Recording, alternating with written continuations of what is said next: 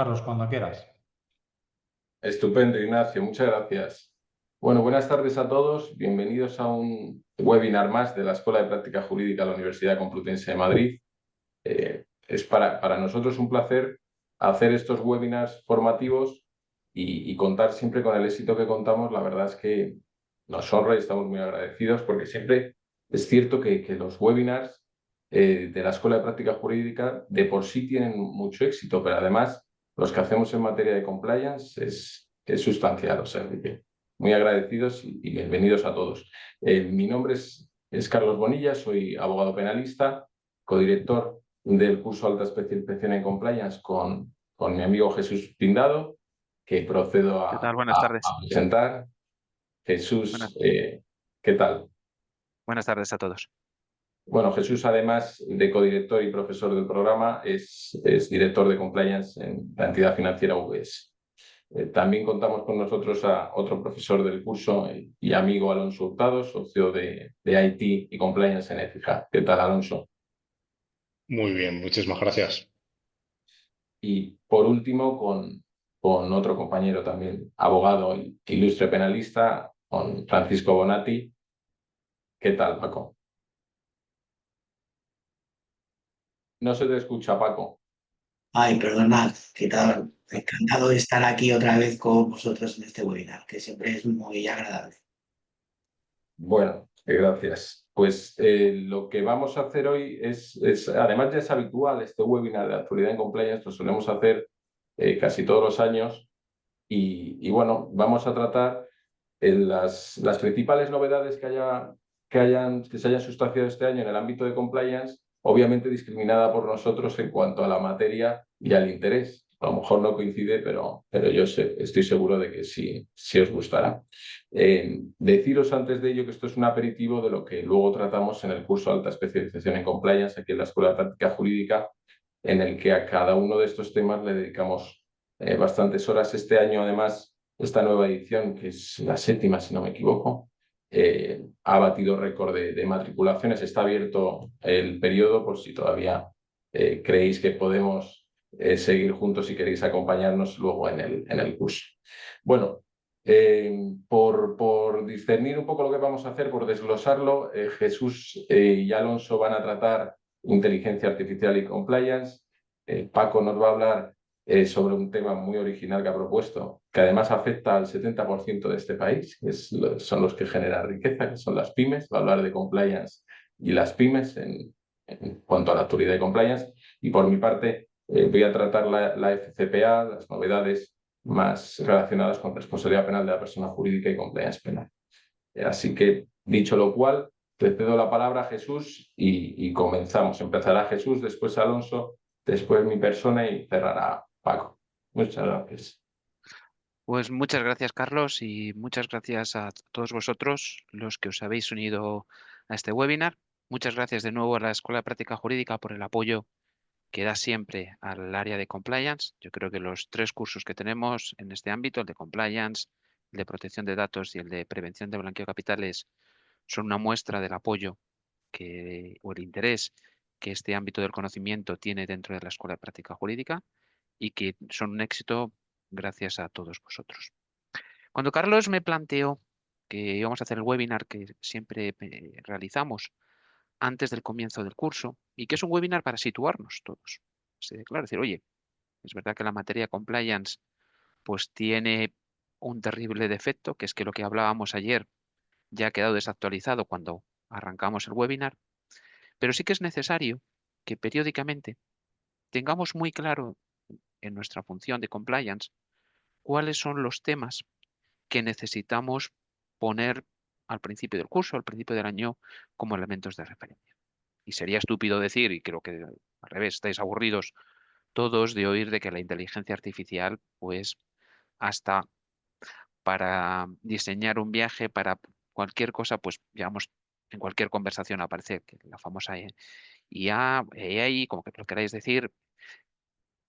Pero yo lo que quería plantearlo es de otra forma distinta. Fijaros que casi todas las conversaciones que tenemos nos llevan al ámbito de, oye, ¿Qué puedo hacer con la inteligencia artificial en compliance? ¿Para qué me sirve la inteligencia artificial? ¿Cómo uso Copilot? Y no ese es el enfoque que yo quiero daros. Yo creo que sí hay dos temas que a día de hoy van a dirigir la función de compliance en los próximos años. Uno es el ámbito de la incorporación del ámbito de la sostenibilidad y el segundo es la incorporación de la inteligencia artificial. Pero no para sus, porque eso, por ejemplo, será un tema que trataremos mañana en el webinar que tenemos de prevención de blanqueo de capitales, sino como un ámbito que tenemos que incorporar al perímetro de la función de compliance. Claro, es que siempre hablamos de la función de compliance como una función de riesgos y la pregunta que nos tenemos que dar es, oye, ¿es que nos tiene que dar miedo la inteligencia artificial? Y la respuesta para mí es claramente sí, sí, porque es un riesgo nuevo, un riesgo que desconocemos y un riesgo que es necesario que se incorpore a las responsabilidades de la función de compliance. Y mi objetivo es que tengamos todos claro por qué esto es razón. Es decir, oye, ¿qué tienen en común o qué es lo que necesita el control del riesgo de la inteligencia artificial para que sea una responsabilidad de la función de compliance? Claro, es que la premisa sobre la cual partimos, además Alonso viniendo detrás de mí, es que hay un elemento fundamental que es gestión del riesgo, es decir, es un riesgo desde el punto de vista de la realización de la actividad de las empresas y es un riesgo que está directamente unido con la gestión del dato. Las empresas cada vez están más vinculados a lo que son driven dirigidas por un dato, dirigidas por una gestión de la información que podemos obtener en nuestro entorno, en nuestros clientes, y ese entorno tiene que ser gobernado. Y esos es los 10 minutos que quiero dedicar, es decir, cómo tenemos que incorporar a nuestro gobierno de la función de compliance el gobierno de la inteligencia artificial, como un ámbito más, como penal, protección de datos, prevención de blanqueo de capitales. Pero es verdad que con unas matizaciones claramente dirigidas por la utilización de los datos y la utilización de la tecnología. ¿Y por qué? Fijaros que partimos de un ámbito regulatorio. La aprobación del reglamento de inteligencia artificial ya nos plantea que este va a ser un ámbito regulado, un ámbito que va a plantear obligaciones y la posibilidad de que las empresas sean sancionadas y un elemento, lógicamente, de daño desde el punto de vista operativo, desde el punto de vista de resilience, desde el punto de vista de daño a los clientes y daño a la reputación de las empresas. Fijaros que si en este artículo 3.1 que define la inteligencia artificial, pues lógicamente nos hablamos con un elemento que tiene objetivos, que busca generar una predicción, un contenido, una recomendación. Es decir, encontramos elementos de una capacidad de inferencia. Es decir, busca resultados. Y ese es el gran cambio que tenemos que ser capaces de incorporar. Oye, la utilización de esa inteligencia artificial busca producir resultados dentro de la empresa y como tal, esos resultados pues pueden ser buenos, pueden ser malos o pueden dañarnos en nuestra gestión. Con lo cual, es necesario que en este proceso seamos capaces de plantear. ¿Cuál es uno de los grandes problemas que tenemos? Que desde un punto de vista tecnológico, pues la inteligencia artificial está evolucionando a una velocidad que solamente Alonso es capaz de entender. Pero fijaros que yo me planteo que hay tres elementos. Uno es esa dependencia que decía de los datos, una mala gestión, una mala calidad de los datos va a llevar a una mala gestión de la inteligencia artificial. Un elemento de riesgo derivado de su propia utilización, que se realiza en unos entornos en los cuales la falta de entender el contexto por parte de la inteligencia artificial, el que se encuentre limitada dentro de unos parámetros en los cuales reincorpora esa información, pero junto con esos elementos pues, tecnológicos, pues se encuentra con limitaciones importantes desde el punto de vista ético, social, e incluso desde el punto de vista social, porque tenemos que ser conscientes que el uso de la inteligencia artificial tiene un consumo de energía que tenemos que valorarlo a la hora de su incorporación, su uso dentro de las empresas y uso por parte de nuestros clientes, uso por parte de nuestros reguladores, etc. Es decir, Nos encontramos con un proceso en continuo cambio dentro de estas limitaciones y que eso nos va a dificultar cómo tenemos que incorporarlo dentro de nuestra gestión del riesgo de compliance. Con lo cual, fijaros que si nos planteamos qué elementos desde un punto de vista de riesgo nos tenemos que plantear, yo diría que como todo proyecto o como todo proceso, tiene tres elementos que tenemos que tener en cuenta. Primero, lógicamente, todo lo que tiene que ver con el diseño del algoritmo, el diseño de la utilización de la propia herramienta. Con lo cual, este elemento de tecnología, de infraestructura, más vinculado al ámbito de la tecnología y que tiene que ver mucho con aquellos terceros, aquellos proveedores, y aquí hacemos referencia simplemente a la mencionadora, pues supone un ámbito en el cual tenemos que establecer, definir cómo vamos a gestionar ese riesgo. Segundo, lo que es la propia gestión del dato. Oye, preparación de primero la obtención, lógicamente, de los datos, la preparación de los datos, el tratamiento de esos datos, que no es que incorpore nada nuevo y nada distinto de todo lo que ya hemos hablado, gestionando estos años desde el punto de vista de protección de datos, pero al revés, es un reto desde el punto de vista de lo que podemos hacer, de los daños que se pueden producir por una mala utilización de esos datos. Y un tercer elemento, que es el ámbito de la propia gestión del algoritmo, la fiabilidad que tenemos. Es decir, esos tres ámbitos de riesgo tienen que ser gestionados por parte de compliance. Con lo cual, tenemos un reto desde el punto de vista de comprender qué supone. Nosotros nunca podemos ser tecnólogos, nunca podemos ser ingenieros y pensar que podemos asumir un conocimiento de estas herramientas, de esta inteligencia artificial, desde el mismo punto que tenemos, sería imposible. Es decir, primer punto, para gestión adecuada de este riesgo necesitamos incorporar tecnología, incorporar conocimiento de la tecnología al ámbito de la función de compliance. Segundo entorno de riesgo, que es el ámbito de la regulación, del ámbito de la ética. Lógicamente, todo el ámbito del riesgo de conducta, todo el ámbito de cumplimiento de las estrategias que tienen las empresas desde el punto de vista de adecuar su actuación al marco legal, pues es el ámbito tradicional de la función de compliance. Con lo cual, lo que tenemos que ser capaces de incorporar estos elementos que planteaba antes de riesgos al ámbito de la función de compliance. ¿Es nuevo? Sí, pero tiene que ser lo mismo. Y por último, lógicamente, cómo va a afectar al negocio, es decir, con la actividad de la empresa. Cada uno de esos ámbitos de conducta, de tratamiento de los clientes, de tratamiento de los datos de las personas, van a plantear un reto porque ahí sí que los daños que se pueden producir a las personas pueden ser mayores. Los daños que se pueden producir al negocio, desde un punto de vista reputacional, pueden ser terribles desde el punto de vista de la pérdida de ese negocio y lo que puede suponer para la finalización de la actividad de la empresa.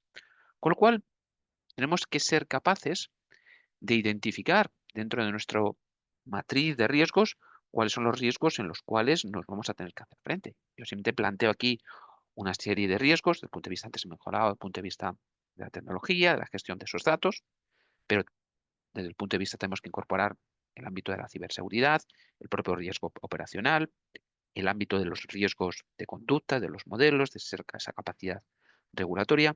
Es decir, nuestra matriz de riesgos tiene que cambiar para incorporar, tanto un punto de vista convencional como un punto de vista específico, todos aquellos elementos que pueden suponer un riesgo para nuestra empresa. Y esto nos tiene que llevar a un gobierno. Entonces, la pregunta que nos tenemos que plantear una vez que hemos identificado que es un riesgo necesario, ¿cómo lo gobernamos? Claro, es que este gobierno, pues, nos plantea elementos desde un punto de vista de educación, desde un punto de vista de tecnología, confianza, de protección. Es decir, debemos de ser capaces de definir un marco de gobierno adecuado sobre tres elementos.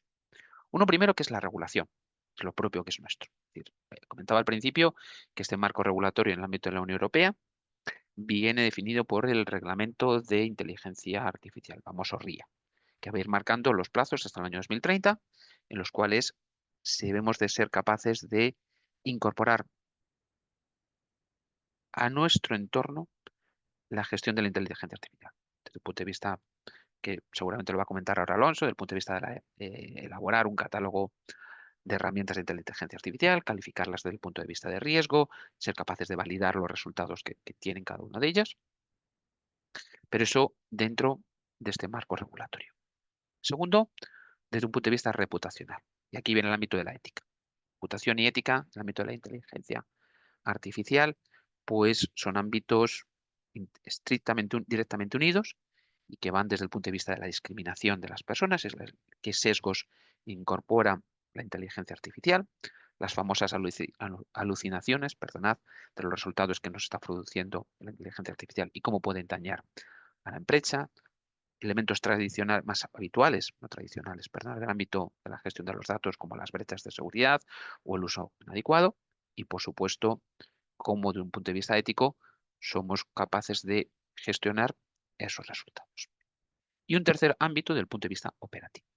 Es decir, que nuestro objetivo tiene que ser que nuestra empresa tenga un entorno de inteligencia artificial confiable. Es decir, que sea confiable desde el punto de vista de los usuarios, desde el punto de vista de los datos que se utilizan y, por supuesto, desde el punto de vista de la rentabilidad.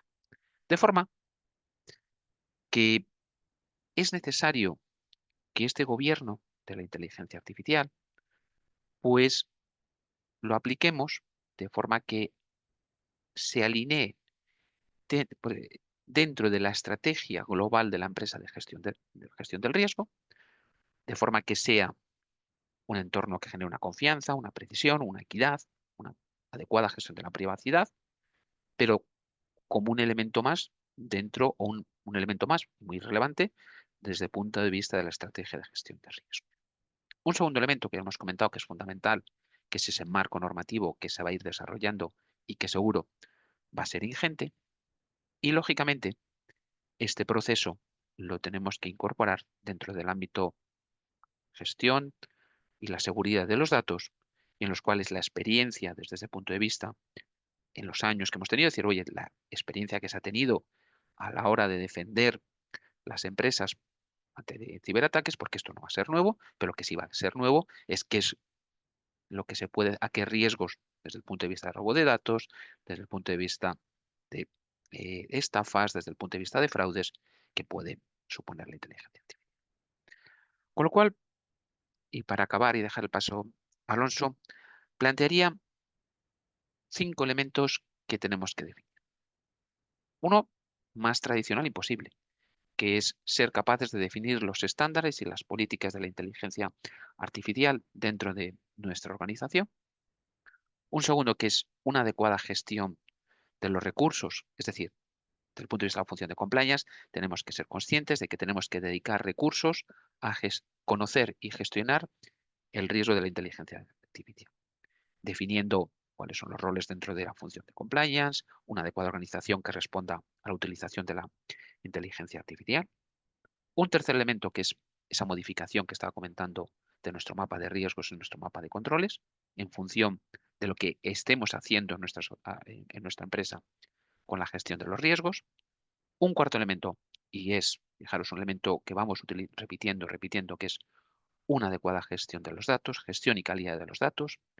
Hay un principio que es como la privacidad desde el diseño, que es el enfoque basado en el riesgo, que parece que es viejo, pero resulta que cuando hablamos de inteligencia artificial vuelve a ser el elemento crítico a la hora de gestionar adecuadamente los datos. Que sean datos de una fuente confiable, con adecuadas propiedades de los datos. Es decir, cuarto elemento de este marco de gobierno, un adecuado gobierno de los datos. Y finalmente, un elemento tecnológico es diseñar una arquitectura segura dentro de la gestión de esta inteligencia artificial. Con lo cual, tenemos que plantear un marco de gobierno sobre estos 5 elementos que nos permita asegurar que la responsabilidad de la inteligencia artificial está perfectamente definida dentro de la empresa, asegurar que su uso no se produce o no se generan sesgos y que aseguramos una equidad, que somos capaces de dar una explicación a los usos, a las decisiones para los cuales se utiliza la inteligencia artificial que establecemos un marco de seguridad ante terceros y ante los reguladores desde el punto de vista de su uso, y siempre asegurando una transparencia ante nuestros terceros, a nuestros stakeholders. Y por último, y nunca debemos olvidarlo, incorporándolo dentro de la estrategia de sostenibilidad que tiene la empresa. Conclusión.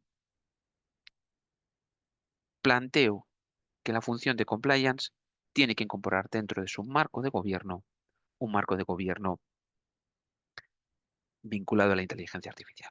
Fijaros que hace 3 años, si no me equivoco mal, ya dentro del programa que establecimos para el curso, cerramos el bloque específico, creo que lo denominamos tecnología, acordarme Carlos, es decir, el ignorar que la función de compliance tiene una responsabilidad en este ámbito sería ponernos una venta. Y lo que tenemos es incorporarlo con el conocimiento, con ese know-how que tiene la función de compliance como elemento más. Y siempre de la mano de la tecnología, de las personas, los expertos, que lógicamente en este caso, pues nadie mejor que Alonso, pues para continuar hablando de inteligencia artificial. Así que aquí te lo dejo, Alonso. Bien, gracias, Jesús. Gracias a todos. Gracias, Carlos, por la invitación y, bueno, y a la propia EPJ por darnos este espacio, ¿no? Que al final siempre es importante y necesario poder contar con un espacio de este tipo, ¿vale? Para poder, bueno, intentar, en la medida de lo posible, trasladar a la audiencia, pues, el estado, si lo queréis llamar así, el estado de la técnica, el estado jurídico y de cumplimiento también.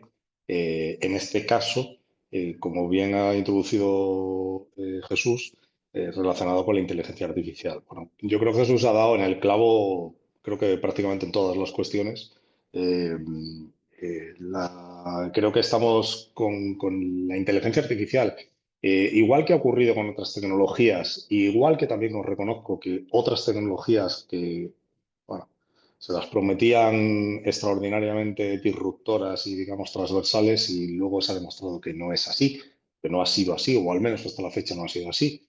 La inteligencia artificial, estoy absolutamente seguro que ha venido para quedarse. Estoy absolutamente seguro que ha venido para quedarse, pero no de una forma habitual, sino para quedarse de forma absolutamente integrada en, vamos a llamarlo, los procesos habituales, tradicionales y comunes que llevamos a cabo en nuestra vida, tanto personal como profesional. Y sobre todo por un principal motivo. Somos humanos y los humanos tendemos a ser cómodos y, si me apuráis, también en cierta medida vagos. Y la inteligencia artificial nos ayuda a precisamente a acomodarnos en cierta medida, acomodarnos y a ser más eficientes en las cosas que hacemos, ¿vale? Luego ya para que dediquemos el tiempo que consigamos mejorar en la ejecución de nuestras tareas, para lo que dedique cada uno el tiempo, pues ya cada uno que decida para qué lo quiere dedicar, ¿vale? Pero desde un punto de vista de, bueno, qué impacto tiene esto, el hecho de que se integre, me refiero a la integración tan nativa, si lo queremos llamar así, tan absoluta en los procesos tanto personales, de la vida personal como de la vida profesional, pues obviamente, como no puede ser de otra forma, plantea, como la mayoría de las tecnologías, pues va a plantear multiplicidades, ya está planteando multiplicidades de retos en relación a la función, digamos, de compliance a los cuales va a tener que dar, al menos va a tener que identificar, analizar y posteriormente ayudar a gestionar los múltiples riesgos que se van a derivar. Desde un punto de vista, bueno, así a bote pronto, Jesús ha nombrado ya algunos de ellos. Hay uno de ellos que es a mí el que más me come la cabeza permanentemente, es el de la neutralidad, si lo queréis llamar así, algorítmica, ¿vale? Lo llamo así porque la verdad no sé qué otra forma hay para llamarlo. Neutralidad algorítmica me refiero a la inteligencia artificial y me centro mayoritariamente en la generativa, que ya sabéis que no es la única existente. No deja de ser una herramienta, una tecnología programada por parte de humanos que en su programación, en el proceso, digamos, de enseñarles, si lo queréis llamar así, por llamarlo de una forma mucho más común, de diseñarla y posteriormente de enseñarle, puede habérsele trasladado multiplicidades de sesgos, multiplicidades de prejuicios también, ¿por qué no? Que lejos de no verse acrecentados por la propia funcionalidad, vamos a llamarlo, de la inteligencia artificial generativa, a redundar en que cada vez, vamos a llamarlo, esos sesgos y no sé cómo llamarlo, esos prejuicios, cada vez serán mayores. ¿Por qué? Por cómo funciona la propia inteligencia artificial, cómo está diseñada, la base, digamos, cómo está diseñada, es que va aprendiendo, tomando como referencia los pilares, como si un niño pequeño, un bebé fuera, los pilares que poco a poco sus padres y su entorno le fue inculcando, le fue inyectando, por llamarlo de alguna forma, poquito a poco, y los fue tomando como axiomas verdaderos, digamos, axiomas que forman parte al final de su base moral, de su base, no sé cómo llamarlo, de sus bases, sus principios, vamos a llamar.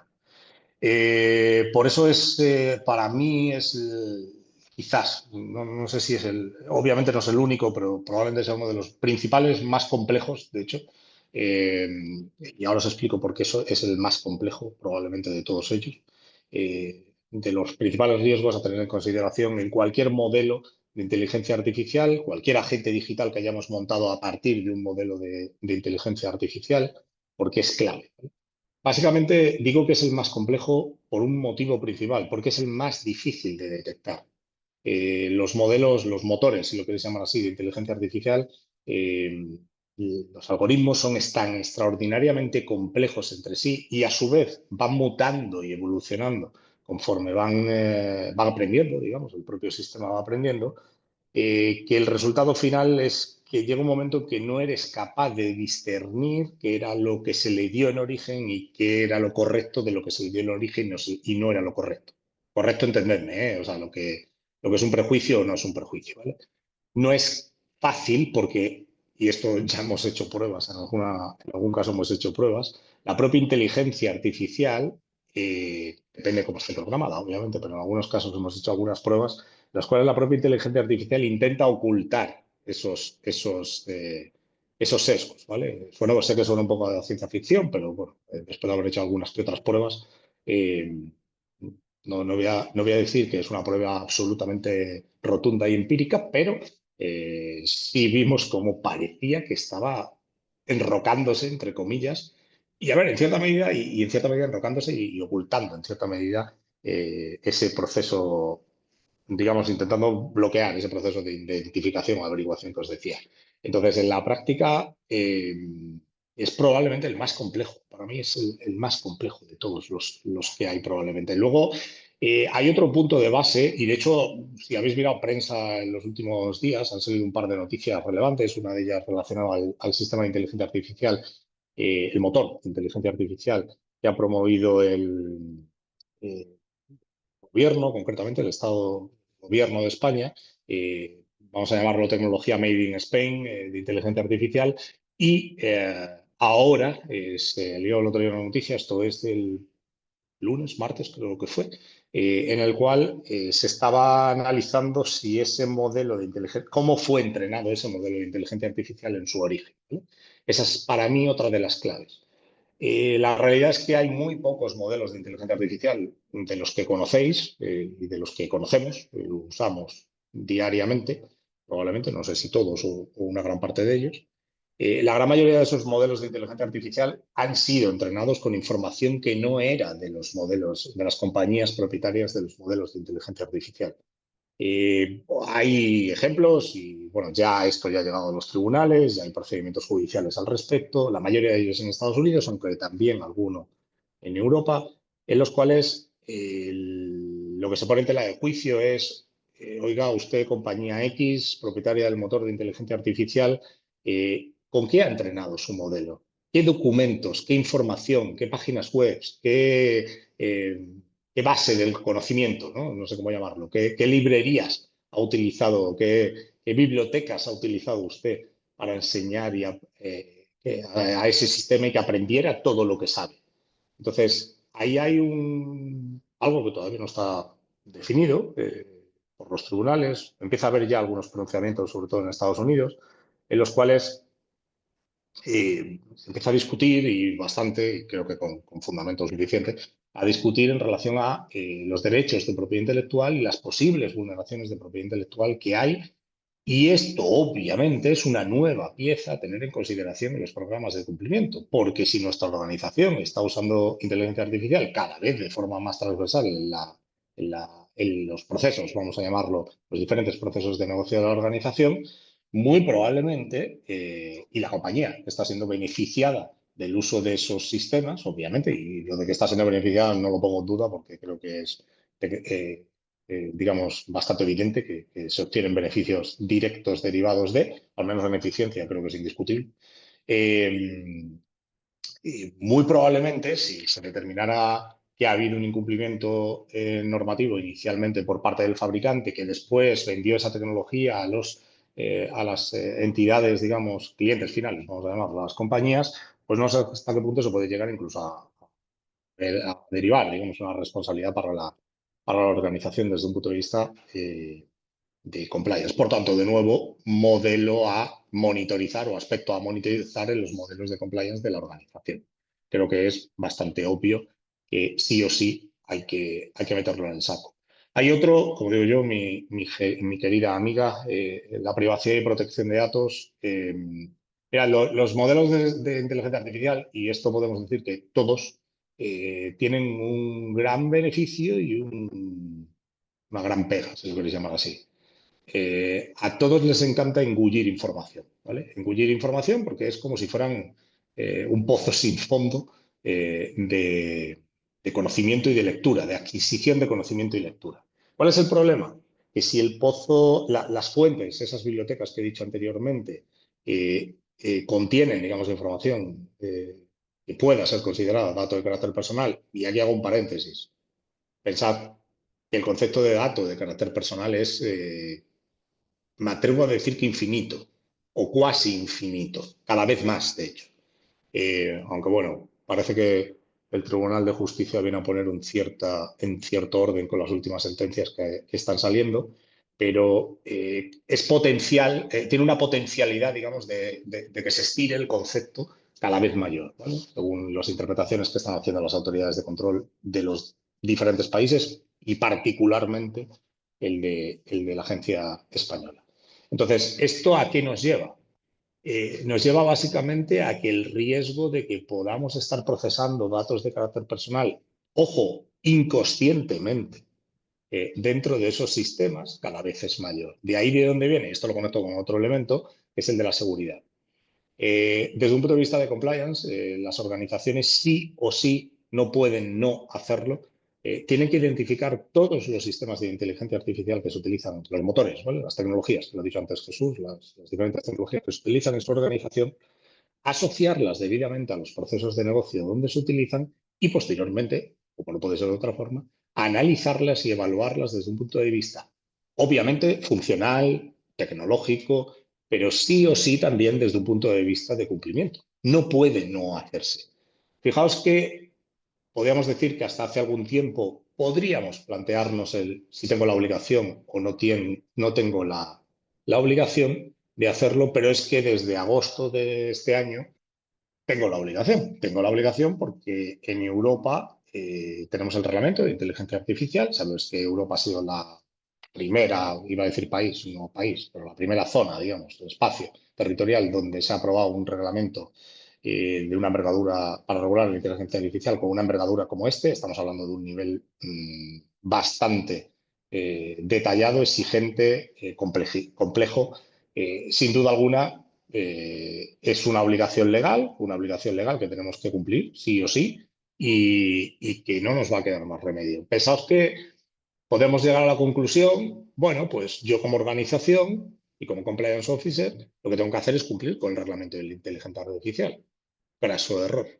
bueno, sí, hay que cumplirlo, ¿vale? Pero el hecho de el decir voy a llamarlo así, voy a ser RIA compliance, la realidad es que conlleva decir que voy a ser compliance en multiplicidades de otras normas aplicadas, obviamente, al entorno del uso de la inteligencia artificial. Particularmente, ¿qué otras? Pues principalmente GDPR, propiedad intelectual industrial, también, tema de generación de diseños, marcas, logotipos, también es muy relevante por la capacidad creativa que tiene la propia inteligencia artificial, la posible vulneración de derechos, temas de ciberseguridad es absolutamente determinante, de ahí la importancia en definir protocolos. Y cuando digo protocolos no me estoy refiriendo solo, y creo que esto también, la figura del compliance cada vez va a estar más relacionada con tecnología.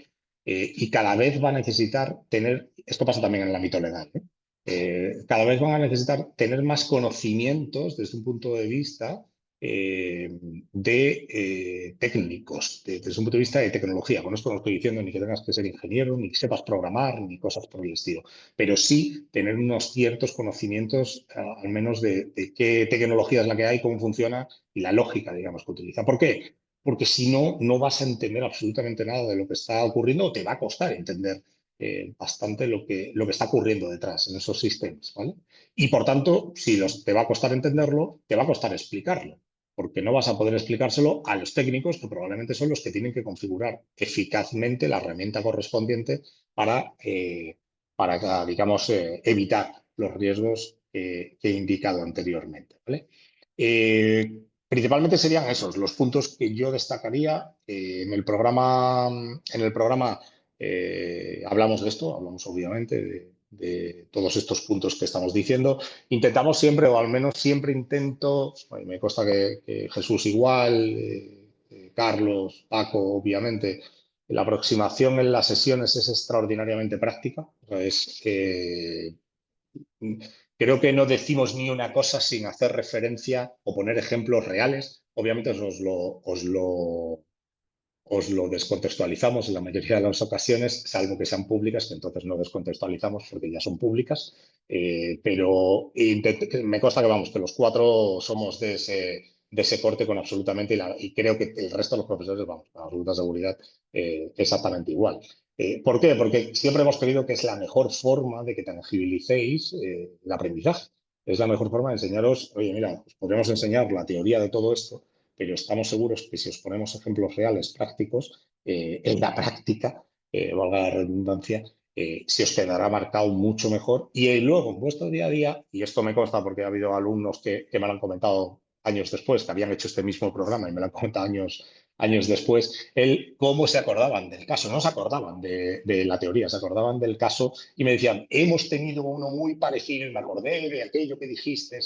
Bueno, eso es importantísimo y, bueno, en la medida de lo posible siempre intentamos hacerlo, ¿vale? Incluso en algunos casos os ponemos incluso ejemplos tangibles que podáis incluso tocar, o intento siempre, si me da tiempo en las sesiones, poder enseñaros pues, algunas de las bondades, vamos a llamarlo, y a veces también os enseño algunas de las maldades, ¿vale? No para que las utilicéis, sino para que no caigáis en ellas y la liéis, ¿vale? Así que este año probablemente os enseñe algunas de las buenas y algunas de las malas también desde un punto de vista del uso de inteligencia artificial, ¿vale? Las hay de todo tipo, buenas, malas y regulares. Os enseñaré, eso sí, siempre con el disclaimer de esto no es para usarlo, las malas, esto no es para usarlo después. Para usarlo después, obviamente, para simplemente que lo conozcáis. Muchísimas gracias, Carlos. Os paso la palabra. Muchas gracias, Alonso. Muchas gracias. Ha sido muy interesante tanto Alonso como Jesús dándonos esa visión sobre la inteligencia artificial y los riesgos que conlleva. Recogiendo el guante de Alonso, claro, yo ahora me voy a referir a la ley, a la jurisprudencia, me voy a llevar a la materia penal, que es la mía, penal de la empresa, responsabilidad penal de la persona jurídica, compliance penal. Claro, uno se siente ciertamente anacrónico después de hablar posteriormente a ellos, a lo que tampoco ayuda mi corbata. Pero bueno, vamos a referir a una ley que yo creo que es de especial interés en los modelos de cumplimiento penal además para la audiencia, que me consta que hay mucho alumno, ya lo tenemos en el curso, bastantes alumnos de fuera, hay mucho alumno de LATAM que trabaja con la FCPA, ya sea en asesoramiento externo o en asesoramiento interno. Y aquí en España, por supuesto, en el momento en el que trabajas con una empresa medianamente grande, tienes relación con Estados Unidos y ya sabemos que el gancho jurisdiccional es muy grande de la FCPA. Para quien no la tenga monitorizada, la FCPA, la Foreign Corrupt Practices Act, la ley contra la corrupción del funcionario público extranjero, brevemente es una ley con una vocación extraterritorial muy fuerte. No me atrevería a decir jurisdicción porque sería ceder nuestra jurisdicción y somos un país soberano, ¿no? Pero es cierto que tiene un gancho jurisdiccional muy fuerte en el momento en el que se cruza Estados Unidos en tu negocio, y ya sea a través del propio negocio o a través de una herramienta. Bueno, dedicamos 4 horas a esta ley en el programa, con lo cual la resumo brevemente. Castiga la corrupción del funcionario público extranjero y se promulgó en 1977. Es una ley norteamericana y viene a castigar el soborno de funcionarios públicos hecho por empresas norteamericanas o empresas relacionadas con Estados Unidos. De ahí su inclusión en los programas de cumplimiento de todo el mundo.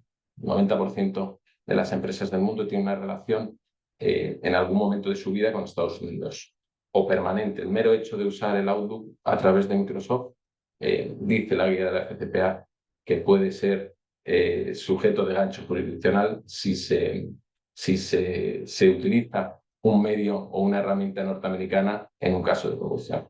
Eso ya fue matizado por algún tribunal, pero no entramos en eso. Entonces, se promulga esta ley en el 77 tras 2 escándalos de corrupción muy fuertes, el caso Lockheed, que además es en un sector estratégico, como es defensa, y Estados Unidos abandera la lucha contra la corrupción internacional. Pero también por 2 motivos, y por eso me detengo, porque ahora viene la novedad en relación con la FCPA. Una es la lucha de la corrupción internacional desde un prisma ético, que es, por supuesto, loable, pero no olvidemos que también tenía su prisma de negocio, de proteger la competitividad de Estados Unidos. De hecho, en la Cámara de los Representantes y en el Senado de Estados Unidos, cuando se promulga la FCPA, se recoge literalmente: la corrupción no es un buen negocio. Claro, cuando empiezan a regular en esa época todas las leyes contra la corrupción, dicen, bueno, vamos a ver, nosotros estamos abanderando la corrupción y sin embargo en el extranjero no existe esa potencia legislativa contra la corrupción. Entonces se nos escapa negocio que va al extranjero y puede sobornar a funcionarios públicos sin temor al que tienen aquí. Entonces la FCPA cumple esa doble función y castiga esos sobornos extraterritoriales. Partiendo de eso, el recorrido ha sido muy largo, sanciones millonarias, reputacionales. No voy a entrar en su aplicación, ya entramos en el curso, y además en este caso el webinar es para hablar de actualidad. Por cierto, sanciones a empresas norteamericanas muy fuertes como Goldman Sachs, etc. Y llegamos a la nueva administración norteamericana, administración de Trump, que firma una orden ejecutiva y le da la vuelta a lo que era uno de los principios de promulgación de la ley, que dice, bueno, vamos a proteger la competitividad. Pues a lo largo de estos años, desde el 70, claro, el mercado ya es el mundo y la empresa norteamericana, esto, digamos, en la fundamentación que se está usando, no significa que sea o pueda ser así o sea compartida, pero es la que el prisma desde el que lo ven está constreñida por esta propia ley que hemos creado. A partir de esta ley, además, fue la principal piedra legislativa por los que surgieron los problemas de compliance y toda la prevención de la corrupción. Dicen, estamos sufriendo el monstruo que hemos creado porque el miedo a la FCPA, a las sanciones multimillonarias a lo largo del globo, al daño reputacional, al daño operacional también, está suponiendo que la empresa norteamericana pierda competitividad. Claro, ahí es cuando la administración de Trump dice, vamos a suspender, dicta una orden ejecutiva en febrero de este año, de 2025, vamos a suspender la aplicación de la FCPA por 180 días. Le vamos a decir a la señora Pamela Bondi, la fiscal general, que el Departamento de Justicia, que dicte unas nuevas guidelines, unas nuevas instrucciones de interpretación de la FCPA. Como sabemos, estamos en common law, no en derecho codificado, y al final el desarrollo de la ley es lo que marca su aplicación en este caso. Vamos a dictar unas nuevas guidelines que además se adecúen al plan estratégico norteamericano, que tiene tanto en política exterior como económico, que va a ser poner por delante a Estados Unidos y a sus compañías. Entonces, la FCPA, en lugar de, en esos términos, perjudicar o constreñir a la empresa norteamericana, lo que va a hacer es ayudarla. Entonces, la FCPA va a formar parte de ese plan estratégico, digamos, sintetizándolo mucho, ¿no? Y es en ese punto donde ahora en junio se suspendió 180 días la aplicación de la FCPA y las investigaciones que estaban ocurriendo en ese momento y las nuevas. Y ya tenemos las nuevas directrices del Departamento de Justicia norteamericano para la aplicación de la FCPA, que es lo que voy a resumiros, que además lo tenéis que traducir. Yo os voy a dar las lecturas que desprendo de ello en la práctica para la aplicación de vuestros programas de compliance. Pero bueno, en definitiva, las nuevas directrices, hay que decir antes de nada, en favor de los norteamericanos, lo sencillo que lo hacen, porque claro, algo tan importante que está integrado en los modelos de compliance prácticamente de todas las empresas grandes y cotizadas del mundo, está recogido en 4 páginas. Aquí, analógicamente, lo que tenemos es una circular, por ejemplo, de la Fiscalía, que son magníficas. Pues yo creo que la última que me consta, que es si es la 1 de 2025, sobre allanamiento y usurpación, eran más de 20 páginas. Entonces, eso es cierto que también radica la diferencia del modelo codificado y de cómo pero es loable que en 4 páginas se sintetiza algo tan importante.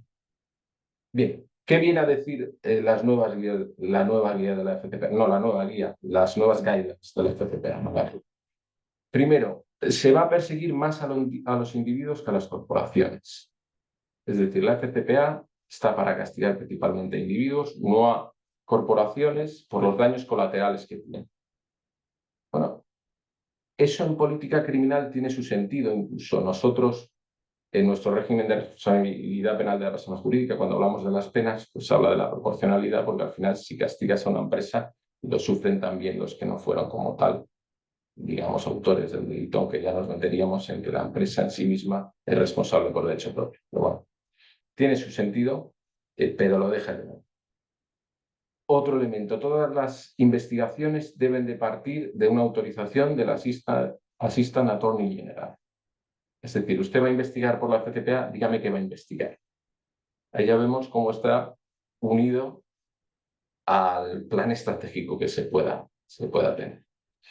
Y luego dentro ya de los elementos que va citando como cambios o como nuevas vías de aplicación, comienza por decir que la principal lucha que tiene que tener la FCPA no es contra las compañías como tal, sino contra la eliminación de los cárteles y las organizaciones criminales transnacionales. Bien, eso lo estamos viendo ya, además en la política exterior de Estados Unidos. Segundo, la FCPA tiene que proteger las oportunidades de negocio de las empresas norteamericanas. Bien, eso tiene una lectura que ahora daremos al final, pero incluso menciona la FEPA, la Foreign Extortion Practices Act, que fue una ley que promulgó la antigua administración, no se llegó a aplicar, no ha tenido mucho desarrollo, pero es la ley que viene a castigar no a la compañía que intenta hacer un soborno al funcionario público, sino al funcionario público que lo acepta, pese a que sea extranjero. Claro, como veis, esa ley tiene unos problemas jurisdiccionales importantes, pero bueno. El caso es que la menciona con respecto a que hay que proteger a las empresas norteamericanas. Es decir, cuidado con la empresa extranjera que soborna a un funcionario en perjuicio de una empresa norteamericana que también esté licitando, y cuidado ese funcionario que, aunque no se haya aplicado la ley, si el soborno responde o puede perjudicar a una empresa norteamericana, vamos a aplicar la FEPA. El tercer punto que analiza la FCPA es la protección de la seguridad nacional norteamericana. Es decir, vamos a priorizar los casos de corrupción que estén relacionados con la seguridad nacional norteamericana y con los puntos críticos de esta seguridad nacional que ya además también han tratado en términos políticos y económicos allí, como es de defensa, inteligencia, de estructuras sensibles y mineradas. Tercero, vamos a priorizar los incumplimientos legales. Esto también se desprende un cariz práctico importante. Es decir, lo que sean pagos de trámite, digamos los pagos regulares, los habituales, que están relacionados también con pagos de engrase o pagos de facilitación, recuerda las nuevas directrices de la FCPA, que eso sí estaba permitido por la FCPA, siempre que sean de buena fe y respondan a una ley escrita en el país de origen donde se produzca la corrupción. Es lo que llaman affirmative defenses, que tiene una analogía con las eximentes de aquí. Es verdad que esos pagos de trámite o de facilitación, hablamos sobre todo en países en desarrollo, países que tengan un alto grado de corrupción, en su día bueno, eran legales o se aceptaban, incluso la OCDE los aceptaba en su día, pero la evolución ha sido a castigarlos o a restringirlos mucho.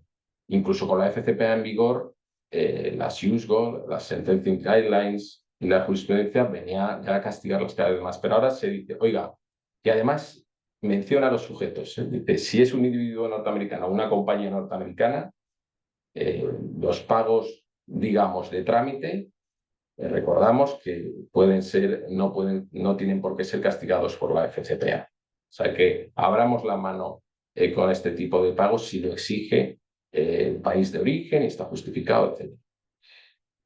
Bien, pues como veis, ya la FCPA como tal pues está destinada a los intereses norteamericanos, que por cierto, esto es muy criticado, pero no deja de ser un país también soberano que tiene sus intereses y es una ley promulgada por ellos. Entonces, bueno, es lo que tenemos. En cuestiones prácticas de vuestros modelos de compliance, si asesoráis, claro, si estoy trabajando para una empresa norteamericana, puedo entender al principio que esto es beneficioso y digo, bueno, puedo rebajar en mi apetito de riesgo. Ya estoy harto de que me traten operaciones como un stopper a compliance y mira, a efectos de la FCPA puedo rebajar un poco mi apetito de riesgo. Eso es algo que sería una tendencia primigenia, pero yo no recomendaría. Principalmente porque esto puede ser transitorio. Puede llegar otra administración que recupere los estándares antiguos. Y segundo, porque la corrupción no se puede sectorizar. Vamos a reducir nuestra prevención de la corrupción de la FCPA, pero no del resto o de la regulación que tengamos de UK Bribery Act o del país de origen donde vayamos a hacer el negocio. Claro, no podemos discriminar tan fácilmente si ya habéis avanzado mucho en el programa de prevención de la FCPA con cláusulas anti-FCPA, porque además la corrupción es viral. En el momento en el que se nota la relajación, se extiende al resto. Bueno, pero si ya han quitado la cláusula de la FCPA, que sería un movimiento, sería una salida que no sería vigente, pues entonces, ¿para qué vamos a seguir cumpliendo la política de regalos, etcétera? Entonces, aunque tengamos la sensación de que podemos relajar el apetito de riesgo si somos una compañía norteamericana, yo no lo haré, porque si ya hemos avanzado, va a ser beneficio de la empresa. Para el resto, tenemos que poner mucha mayor diligencia. En el momento en el que estéis asesorando una empresa que no es norteamericana, pero compita en una licitación con una empresa norteamericana, cuidado. Eso es una red flag que tenéis que tener en cuenta, porque la empresa norteamericana va con la FCPA detrás ahora. Y si ganáis el concurso, serán los primeros en analizarse. Estamos hablando de cosas importantes. Serán los primeros en decir cómo se ha ganado este concurso, vamos a ver. Porque ahora también el licitador americano cuenta con el apoyo de la FCPA y de la dirección de la investigación, que va a apoyar y proteger a la empresa norteamericana. Bueno, eso en cuanto a la FCPA. Otras novedades y actualizaciones que nos ha traído este curso, este año, todavía no curso judicial, final del anterior y del nuevo, son algunas sentencias que siempre me gusta referir porque tienen su virtualidad práctica para vosotros y por la evolución doctrinal que tiene esto, que al final en compliance penal siempre el coco es el procedimiento judicial, ¿no? En ese sentido, me quiero referir a una sentencia que me ha gustado mucho. Luego os la paso por el chat para que tengáis las referencias, pero os la voy a decir, la tengo aquí apuntada, que es sentencia de la Audiencia Nacional 4/2025 de 21 de enero de 2025. Esta sentencia es muy prolífica en cuanto a aspectos fundamentales de la responsabilidad penal de la persona jurídica y de compliance penal. Fijaos, se mete en valorar el atenuante de dilaciones indebidas para la persona jurídica. Esto tiene una trascendencia práctica muy grande porque atenuar las multas contra la persona jurídica se puede hablar de cientos de miles de euros. Entonces, hay que tenerlo en cuenta. El atenuante de dilaciones indebidas, para quien no esté familiarizado con él, es un atenuante, y lo voy a sintetizar mucho coloquialmente, que viene a compensar al justiciable que sufre la dilación de un procedimiento judicial. Es decir, el procedimiento judicial está tardando tanto que la justicia que llega tarde no es la misma justicia, desde luego tiene que ser compensado, porque ha sufrido años de procedimiento judicial sin su responsabilidad y eso le produce un desasosiego, unos gastos, etc. Esto que se presumía para la persona física, para la persona jurídica no estaba contemplado expresamente en el Código Penal. Pero claro, a nadie se le escapa que una empresa esté imputada y si ese procedimiento se alargue años, tiene bastante daño en la empresa, tiene bastantes consecuencias e impacto. Ya no hablamos de una empresa hipotizada, por ejemplo. Entonces, este atenuante estaba siendo discutido si se debía aplicar para las personas jurídicas, porque lo poníamos siempre en los procedimientos judiciales y es discutido y sigue siendo controvertido. Hay audiencias provinciales que estiman que sí, hay audiencias provinciales que estiman que no. El Tribunal Supremo llegó y en una sentencia de Antonio Moral muy buena dijo que era discutible, pero que desde luego se tuviera en cuenta en el rango penaloso. Entonces, dicho lo cual, ¿por qué se aplica y por qué no se aplica? Porque el régimen de atenuantes de responsabilidad penal de la persona jurídica del artículo 31.4 dice solo serán aplicables estos atenuantes. Y claro, y luego en el régimen del 21, que es supuestamente para las personas físicas, pues sí están las dilaciones indebidas. Y en ese catálogo de solo serán aplicables estos atenuantes no está a la persona jurídica las dilaciones indebidas. Recoge la Audiencia Nacional y sí lo aplica, que a mí me parece valiente y me ha gustado. Ha cogido la Audiencia Nacional y ha dicho, vamos a ver, tampoco está diciendo expresamente que no se puede aplicar los atenuantes de la persona física para la jurídica. Luego no es excluyente. Y además prima el principio de igualdad, que tiene que ser igual. Y todos tenemos que ser iguales ante la ley. Entonces, teniendo en cuenta ello, lo que aplicamos para la persona física vale para la jurídica. Ya tenemos a la Audiencia Nacional del lado de poder aplicar este atenuante, que lo tenéis que tener en cuenta siempre porque podemos ahorrar cientos de miles de euros en el caso de prohibición. Luego, otro atenuante que aplica la Audiencia Nacional y que está directamente relacionado con los modelos de compliance, que es el atenuante de compliance tardío, del artículo 31 quater 1d, si no me equivoco. El que, pongámoslo coloquialmente, estoy investigado en una causa por un delito que genera responsabilidad penal de la persona jurídica y no tengo compliance. Pues bueno, antes del juicio oral voy a establecer las medidas de control eficaces para prevenir delitos. Tengo el trámite hasta juicio oral de poder hacerlo. No podré optar a una eximente, pero sí podré optar a un atenuante.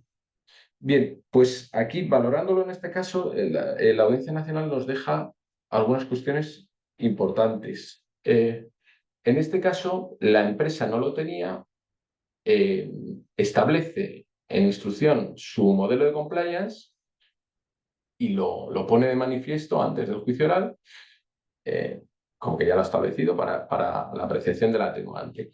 Bien, la Audiencia Nacional dice dos cosas. Hay una que comparto, mejor dicho, hay una que no comparto, el resto sí. me parece bastante fundamental.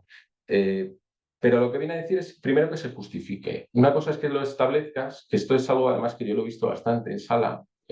Dicen, bueno, pues yo he promovido mi programa de compliance, aporto lo que he hecho y ya está en documental y fuera. Y lo que viene a decir la Audiencia Nacional es que, bien, dice que se establezcan, pero dicen medidas eficaces. Entonces, la eficacia, claro, al menos tienes que demostrar por qué hubiese sido eficaz. E incluso ahí menciona eso para el trabajo que tenemos y que tienen seguro muchos de los asistentes, menciona los profesionales de auditoría de los modelos de compliance. Es decir, si usted me hubiese aportado el modelo de compliance que al menos un auditor externo hubiese ya valorado una eficacia, incluso si haces el supuesto práctico en un caso como un test de estrés del procedimiento del caso por el que te estoy investigando, podría haber valorado que es eficaz. Entonces, eso es fundamental. Tener en cuenta la importancia del asesor externo y de la verificación del modelo de compliance, de los modelos de compliance penal. Luego, hay una parte, como decía, que no comparto, pero por supuesto respeto, que es que unía digamos, la aportación del modelo de compliance al reconocimiento de los hechos. Hombre, si estoy diciendo que he implantado el compliance, indirectamente lo estoy reconociendo, que no lo tenía y que entonces puedo ser culpable de mi defecto estructural. Pero vincularlo directamente a que también tiene que reconocer, etcétera, ahí es cuando yo no lo apoyo con tanta mente. Bueno, esta es una sentencia muy relevante que tiene efectos prácticos. Os había traído algunas más, pero yo creo que ya no nos va a dar tiempo. Además, quiero dejar a Paco que nos hable de compliance para pequeña y mediana empresa, que es interesantísimo. Solo dos apuntes más de actualidad. Por supuesto, la actualización que hubo de la ISO 37001 de prevención de soborno, que es una actualización, bueno, para mí es de las ISO más, y Paco es un experto en eso, es de las ISO más prolíficas y mejor diseñadas en cuanto a la práctica, que al menos tiene unos anexos que no solo se centra en el sistema de gestión, sino con ejemplos prácticos. Eso siempre es útil. Una actualización que ha definido mejor los conflictos de interés y ha ampliado el soborno y la corrupción en relación con el cambio climático, con la sostenibilidad y ESG. Y luego la creación de la Autoridad Independiente de Protección al Informante, que ya tenemos aquí en aplicación de la Ley 2023 de Protección al Informante, que vamos a ver cómo empieza a andar. Al menos ya está creada, ya tiene su página web, tiene su registro, tiene que publicar el procedimiento de gestión de las denuncias, que eso va a ser importante. Ahora mismo lo que tiene son buzones, pero claro, no. Al que ya ahora nos está pasando en el despacho, al que quiere ya comenzar, pues se le recomienda que esperemos al procedimiento de gestión como lo establecen, pero bueno, también se puede ya interponer o hacer una comunicación y ya al menos tener tu número de registro. Vamos a ver si pueden cumplir los plazos que me parecían muy optimistas de la ley en cuanto a la tramitación de las denuncias. En definitiva, esos son los elementos de compliance penal y novedades de actualidad de este año. Hay más, hay alguna que me hubiese encantado comentar, pero bueno, tenemos las clases para el que se quiera animar y nada, le cedo la palabra a Paco, que nos va a hablar de compliance y pymes. Es un placer estar con vosotros. Cualquier duda nos la dejáis y la comentamos. Muchas gracias. Pues muchísimas gracias, Carlos.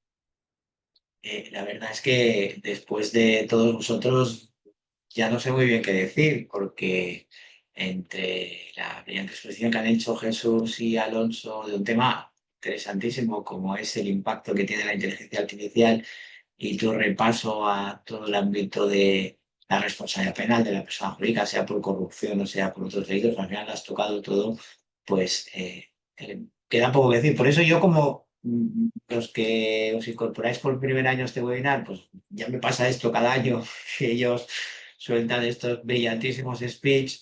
Y yo lo que he pensado este año es hablar de un tema bueno, que es de permanente actualidad. Yo diría que las pequeñas organizaciones están en permanente actualidad, ¿no? pero que realmente pues, no voy a hablar tanto de cosas en concreto que se van a actualizar como de un contexto que yo creo que en el máster es importante y que a veces a lo largo de todo el programa no le damos el protagonismo que tiene, por ejemplo, pues eso, la ISO 37301 o que puede tener pues, la normativa del reglamento de inteligencia artificial o que puede tener la FCPA, pero que está en todo, que subyace debajo de todo y que yo creo que es importante que le pongamos siempre un foco porque es la realidad, ¿no? Y es ese concepto de pequeña organización, ¿no? Carlos ha dicho una cosa muy interesante, precisamente cuando hablaba de la evaluación del programa en los procesos penales, ¿no? El concepto de eficacia. Claro, papeles todos tenemos. Bueno, ahora con la digitalización tenemos menos. Incluso las librerías de casa se van poco a poco adelgazando. Pero papeles tenemos todos. El problema es cómo sabemos que esos papeles sirven para hacer cosas y que esas cosas fueron eficaces hace, pues a lo mejor 2, 3, 4 años o más, cuando de pronto te llaman a un proceso penal, a veces por delitos que se han producido pues, varios años antes, ¿no? Y en el concepto de eficacia, las normas, lo que son las normas entendidas como normas ISO-UNE, todas, desde la 9001 de calidad hasta todo el abanico que está surgiendo de normas en compliance, de gobernanza, están saliendo cantidad de normas. Eso en las sesiones que yo os doy sobre normalización os introduciré un poquito en el abanico de normas que estamos teniendo últimamente. Hay una enorme riqueza de desarrollo porque hay una gran necesidad. El concepto fundamental es la eficacia. Es decir, la eficacia es la clave de la normalización. La normalización te dice qué tienes que hacer, no te dice cómo lo tienes que hacer, porque afortunadamente te da ese margen para que cada organización adapte el qué a sus circunstancias concretas, pero siempre con un objetivo de ser eficaz, como mediante la generación de las evidencias y las técnicas de auditoría que tanto todas las normas establecen a nivel de auditoría interna, como cuando tú ya quieres generar esa confianza, precisamente la normalización en muchas de esas normas, no todas, establece el concepto de evaluación de la conformidad, de certificación por una entidad independiente, que es precisamente la herramienta con la cual pues, puedes muchas veces responder en el proceso a, bueno, pues esto es lo que tenía, estas son las evidencias y esto es lo que la entidad de certificación con la que tiene una relación fluida y constante durante años y me ha ido auditando y revisando, ha ido diciendo en sus auditorías, en sus muestreos, en sus pruebas, ¿no? Todo eso lo hablamos durante las sesiones que a mí me tocan, las que hablo pues, de normalización, de 37.301, de 19.601, de 19.602 de compliance sociolaboral. En fin, en general es un campo que me toca porque me gusta mucho, ¿no? Y intento pues transmitir toda la pasión que yo tengo por estas normas. Pero también es cierto que cuando nos aproximamos a esas normas, nos aproximamos a una visión de la empresa global. Estas normas, todas, están pensadas para todo tipo de organizaciones. Eso es lo primero que leeréis en los modelos de normalización, en la ISO 37001 o en la 37301, que es la transversal, que hoy en día pues, se certifican pues, ACS, el grupo ACS, estos grandes grupos, todas esas normas te dicen, esto sirve para cualquier tipo de organización. Y ese concepto, sobre todo cuando nos aproximamos por primera vez, lo olvidamos muchas veces porque ponemos el foco en las grandes empresas. Órgano de compliance, pues ya vemos ahí un compliance officer con un equipo que reporta a un consejo de administración, que tiene unos accionistas, una junta general, etc. Pero la realidad es que el 99,6% de las empresas de este país son empresas pequeñas y medianas, como mucho. Grandes empresas es menos del 1%. Por lo tanto, la realidad que en la práctica nos encontramos es que la visión que cualquier empresa puede tener de estas normas es muy diferente, ¿no? Y aquí es donde yo he dicho, pues voy a hablar un poco de esto, porque aquellos de vosotros que estéis interesados en el curso, ya os invito a que durante todo el curso, cuando os aproximéis a las formaciones, tengáis presente que cada organización tiene su aproximación. Y yo aquí me veréis hablar de organización. Al final, recurro al término pyme porque es una especie de commodity que tenemos fijado en la mente, ¿no? Uno de esos sesgos casi que ya hemos creado. Pero realmente en el mundo del compliance es mejor hablar siempre de pequeñas organizaciones. ¿Por qué? Porque hay muchas organizaciones que están sujetas o se están sujetando a modelos de compliance que no son empresas, y que además no están dentro del ámbito de la pequeña y mediana empresa, que se define básicamente por un volumen de facturación y por unas plantillas medias. Cuando realmente en compliance seguramente los elementos para considerar si una organización es una microorganización o una pequeña organización o una gran organización son variables un poco diferentes, ¿no? Y eso yo, por lo menos en mis sesiones, intento ir aportando estas ideas para que podáis distinguir. Pero es cierto que todo ese universo de pequeñas organizaciones, por ejemplo, de pymes, que son el 99% prácticamente de las pymes de las empresas de este país, son pequeñas organizaciones, son pymes, son organizaciones individuales, pues todas las organizaciones, sus características son distintas que las grandes corporaciones, bastante distintas, y sin embargo, están sujetas cada vez más a requerimientos de compliance, porque sí que es cierto que el tsunami regulatorio está afectando a organizaciones que en la época, por ejemplo, que se aprobó la FCPA y que ha hablado Carlos, pues ni en los mejores sueños se imaginaba a nadie exigirle modelos de anticorrupción a empresas de más de 50 trabajadores. Pero cuando hoy en España una empresa de más de 50 trabajadores tiene que tener un canal de denuncias para que cualquier persona pueda denunciarle sus prácticas corruptas, parece absurdo pensar que si yo tengo que tener un canal para que me denuncie que alguien está practicando la corrupción en mi casa y el Código Penal del artículo 39 me pone en ese abanico la posibilidad de ser condenado, pues es que claro, aunque la ley no diga que tiene usted que tener un programa anticorrupción, es casi suicida no tenerlo. Que si un día me llega una denuncia de corrupción, ¿qué hago? Si no tengo un programa de prevención, un modelo de reacción, si no tengo unos procesos, no tengo unos mecanismos. Por lo tanto, lo que, por ejemplo, Carlos explicaba, que se aprueba en 1977 en un ámbito muy concreto y que al final se ha ido extendiendo por esas características que tiene la FCPA a todos los países y organizaciones de todo el mundo implantan esos modelos, hoy en día en España, empresas de 50 trabajadores de plantilla media están preocupados por ese tema porque se encuentran con unas regulaciones que les están exigiendo esto. Planes de igualdad, que hay muchos elementos regulatorios que, como veis, van cayendo en organizaciones del CAE. ¿Qué características tiene el compliance en las pequeñas organizaciones? Pues tiene una serie de factores que hay que tener siempre en cuenta, ¿no? En primer lugar, que es un concepto extraordinariamente amplio de modelos de gobernanza y de modelos de regulación jurídica que cada uno tiene unas características muy especiales y que cuando tú diseñas un modelo de gestión de compliance en organización, cuando diseñas un programa de compliance, que en el fondo es un programa que es una herramienta que tiene el órgano de gobierno para alinear toda la organización conforme a los valores de esa organización. Al final, el programa de compliance es eso, es una herramienta que tenemos desde el liderazgo de la organización para alinear a todo el mundo en unos valores y unos objetivos. Pues evidentemente, si hay muchos órganos de gobierno con muchos modelos distintos de regulación, pues los modelos de compliance tendrán la variedad que tiene ese modelo. El traje a medida depende del cuerpo. Por ejemplo, ¿qué está dentro de ese grupo y se está produciendo cada vez más una progresión del compliance? Las fundaciones.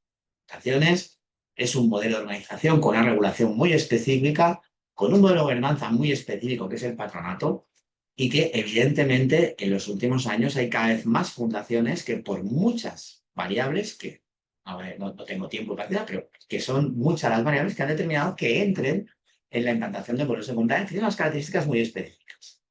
Las asociaciones y también las fundaciones, por ejemplo, son grandes protagonistas del tercer sector.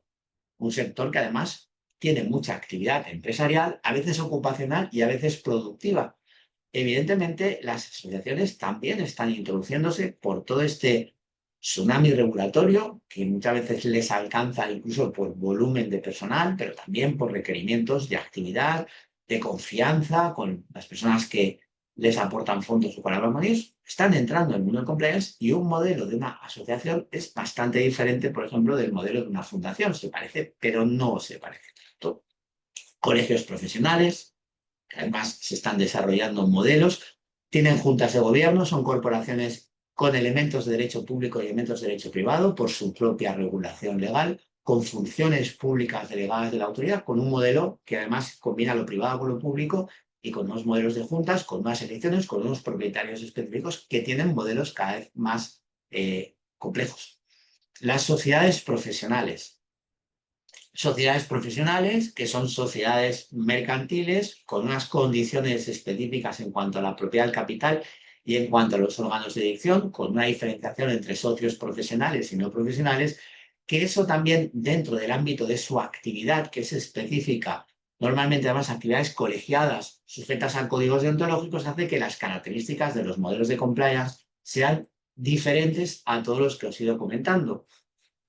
Las empresas familiares, el modelo de empresa familiar en la que normalmente hay un consejo familiar que se ha diferenciado del órgano de gestión, de la alta dirección muchas veces, que tiene protocolos familiares, genera también estos modelos variables en los que nos encontramos que los modelos de compliance son diferenciables. Ahí dejadme que barra para casa, pero por ejemplo, en la biblioteca de los grupos de trabajo de ASCOM hay un documento accesible sobre la vinculación que hay, la relación entre el protocolo familiar y los modelos de compliance, porque eso es un elemento muy interesante que tiene las características propias. Nos hemos olvidado, Carlos ha hablado de corrupción, se ha olvidado, pero yo creo que deliberadamente, porque aquello es un charco, pero está en la ley, los partidos políticos. Todos los partidos políticos con representación electa tienen por obligación que tener programas de compliance. Y es evidente, desde el año 2012, y es evidente que el modelo de compliance funcione o no, yo aquí no quiero entrar en ese tema, pero sí que el modelo de compliance de un partido político no puede parecerse a ninguno de los que he dicho porque su propia estructura, organización, modelo de gestión es completamente diferente y tiene los retos específicos. Sindicatos, también por obligación legal, están sujetos a ese modelo. Y otra actividad, por ejemplo, que cada vez más está entrando en el mundo del compliance y que tiene unas características muy especiales y que en general son pequeñas organizaciones, no son grandes, pues son las iglesias, los cultos. Desde la Iglesia Católica, tanto la Iglesia, digamos, orgánica, como muchas órdenes religiosas, están no solamente introduciéndose en el mundo del compliance, sino certificando sus modelos de compliance. Y ocurre lo mismo pues, con otras religiones, como la protestante, etcétera, que están empezando a trabajar con esos aspectos porque son organizaciones que tienen personalidad jurídica, técnicamente están sujetas a la ley y están entrando y hay mucha actividad. Y si queráis de noticias de compliance, veréis que muchas veces se publica que han certificado el modelo, que han implantado un modelo de 601. Fijaros que hay una gran variedad de formas jurídicas y unas organizaciones que a veces tienen fines específicos, regulaciones especiales y que, por lo tanto, cuando hablamos de compliance, cuando hablamos de UNE 19601, cuando hablamos de ISO 37301, cuando hablamos de ISO 37001, cuando hablamos de estas normas, en el fondo, lo que hablamos de estas normas se predica de todas las organizaciones que la pueden implantar, pero la técnica, el desarrollo, la especificidad de cada una es extraordinariamente interesante y rica. Hay unos ámbitos de especialización profesional ahí muy concretos, hay muchas visiones de la organización y lo interesante, lo bonito que tienen las normas que yo os explicaré es que precisamente están lo suficientemente abiertas para que puedas tener esa habilidad o esa capacidad de integrarlas en todos estos modelos. Pero cuando pensemos en las normas, dejemos de lado esa visión solamente de las grandes empresas, que está muy bien a nivel teórico, que existe y que es verdad, que además son la gran punta de lanza que normalmente desarrolla los modelos de compliance, pero no nos olvidemos nunca de que el 99% de las organizaciones son todo esto que os he dicho. Sociedades limitadas, sociedades anónimas pequeñas y toda esta otra variedad de organizaciones, que son muchísimas, que están desarrollando modelos de compliance. Estas organizaciones, si vamos un poco al ámbito ya productivo, ¿no? Porque las que no son productivas pueden tener otros alcances, pero es cierto que tienen unas características en común, ¿no? Tienen una serie de elementos que las definen como características y además unos riesgos específicos. Por ejemplo, uno de los riesgos que caracteriza el compliance en el ámbito de las pequeñas organizaciones es la debilidad financiera. Normalmente son organizaciones que son mucho más sensibles a los cambios de los mercados, a las crisis, por ejemplo, y esto les genera siempre debilidad en este tipo de áreas, como pueden ser las áreas de compliance, ¿no? En ese sentido, excepto organizaciones que también hay en sectores como, por ejemplo, puede ser el sector fintech, el sector financiero, el sector tecnológico, donde hay pequeñas organizaciones de tamaño, pero una gran capitalización, porque tienen objetivos muy concretos y tienen poca estructura de personal, en las que realmente hay no. Pero la gran mayoría de organizaciones, pues una característica que las define en el ámbito de compliance y las diferencia mucho de las medianas o grandes organizaciones es que en general la capacidad financiera que pueden tener las medianas y grandes para afrontar sus modelos de compliance no existe en las otras, que más bien es una debilidad.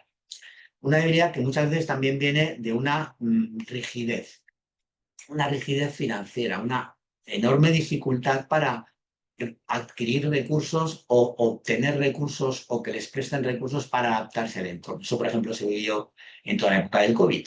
En la época de la pandemia y del COVID se vio cómo hay un impacto en las organizaciones pequeñas en ese momento que a todos nos encierran y las organizaciones grandes tienen más capacidad de adaptarse. O, por ejemplo, en el apagón que sufrimos hace poco, en el que evidentemente las grandes corporaciones, a pesar de que tuvo un impacto nacional, pero tenían a priori más recursos porque tenían grupos electrógenos, las en ellos para ir tirando cuando la gran mayoría de pequeñas empresas se quedaron paradas y ya no pudieron hacer nada más. Y eso es porque hay una rigidez adicional que eso en el ámbito de comunidad se tiene que tener en cuenta porque es consustancial a esas organizaciones, ¿no? Eso, por ejemplo, está afectando a temas como la transformación digital, la inversión en inteligencia artificial, la competitividad, mantener la competitividad a pesar del peso regulatorio que les está cayendo encima, pues son elementos importantes. Otra característica que tiene el compliance en el ámbito de las pequeñas organizaciones, que impacta mucho en las áreas de riesgo, por ejemplo, en los modelos de gobernanza también, es la presión de proveedores y clientes, ¿no? Hay una mayor dependencia, no solamente de clientes importantes, ¿no? Es cierto que ahí la regla de Pareto se va aplicando cada vez de manera más sistemática y que al final pues tienes esos 20% de clientes que son fundamentales para la compañía, que comportan ese 30-40% de facturación imprescindible para funcionar y evidentemente hay una dependencia, pero a veces también hay una dependencia en las organizaciones pequeñas y eso lo vivimos cuando hablamos de modelos de compliance de los proveedores. Hay proveedores estratégicos de los que dependes y estás absolutamente atrapado y por lo tanto, claro, esa imposibilidad de desvincularte de según qué clientes, de según qué proveedores, de según qué partners que son para ti no solamente imprescindibles, sino que marcan las reglas del juego, pues tus modelos se tienen que diseñar de otra manera, los controles que tienes que aplicar son otros, tus procesos de diligencia de vida serán los que puedas y no los que quieras. Tienes que buscar otros modelos, otros controles, otras prácticas que te permitan monitorizar el riesgo de otra manera. Y al final ahí pues la creatividad es importante y eso es una característica muy propia de las pequeñas y medianas organizaciones. Otro elemento que también marca muchas de estas organizaciones y que define mucho los modelos es precisamente la vinculación que hay muchas veces entre el patrimonio personal de los dueños y el patrimonio empresarial.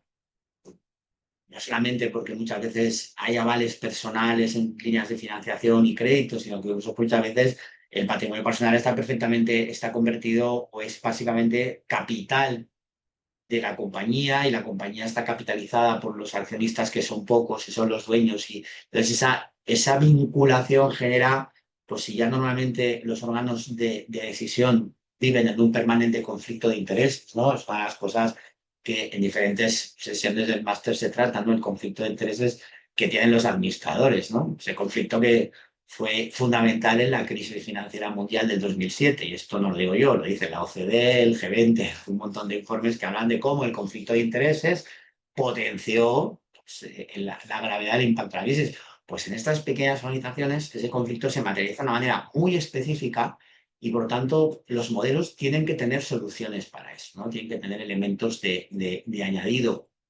La falta de formación y la falta, digamos, muchas veces de profesionalización de los órganos de gobierno de esas organizaciones que normalmente no son muchas veces, digamos, directivos profesionales como los que se incorporan en grandes multinacionales o cotizadas, que tienen una carrera de crecimiento y que cuando se incorporan a según qué puestos tienen un background detrás de formación y de competencias importantes, sino que muchas veces son emprendedores con éxito, son personas que surgen con la empresa, son personas de la familia que se incorporan a la empresa y que buenamente hacen lo que pueden, se preparan como pueden, pero muchas veces carecen de ese tipo de competencias para la toma de decisiones que muchas veces tienen que afrontar, sobre todo en un entorno cada vez más regulado, cada vez más sancionador, cada vez más exigente y encima ahora cada vez más cambiante, ¿no? Ese es un elemento que también hay que tener en cuenta.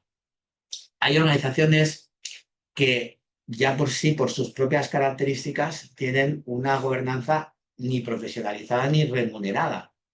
Fundaciones, colegios profesionales, asociaciones sin ánimo de lucro, muchas veces los que son elegidos, por ejemplo, en muchos colegios, son elegidos porque son profesionales reconocidos en su profesión, pero eso no quiere decir que sean personas con una gran experiencia en la gestión de organizaciones. Porque el colegio de economistas probablemente sí, pero hay muchos colegios, bibliotecarios, etcétera, que pueden ser grandísimos profesionales en su ámbito, personas muy competentes para defender los intereses de su profesión, pero de gestión de organizaciones no es su rango, con lo cual los diseños de los modelos tienen que tener en cuenta eso, porque normalmente son modelos en los que la estructura de gestión es mucho más profesionalizada y da soporte a un modelo de gestión diferente, y por lo tanto los modelos de compliance tienen que adaptarse a esa interacción, porque ahí, a pesar de que hay un top from the top, hay una extraordinaria dependencia del bottom, ¿no? Que es el que realmente les da los recursos para que ellos puedan tomar decisiones adecuadas. Y además muchas veces en esas estructuras te encuentras que los equipos sienten muchísimo más los colores porque son organizaciones sin ánimo de lucro, permanecen más en el tiempo, están mucho más vinculados y son normalmente los que los valores de gestión de la organización los transmiten a las juntas que van pasando cada X años a través de procesos electorales, ¿no? Y de los verdaderos transmisores de los valores son los de abajo. Esos modelos generan modelos de compliance muy bonitos, muy interesantes, pero muy específicos, que están ahí y que muchas veces no los olvidamos, ¿no? En cuanto al tema de lo que es el órgano de compliance, ¿no? ¿Cómo es el órgano de compliance? Ahí hay compliance officer. En general, no.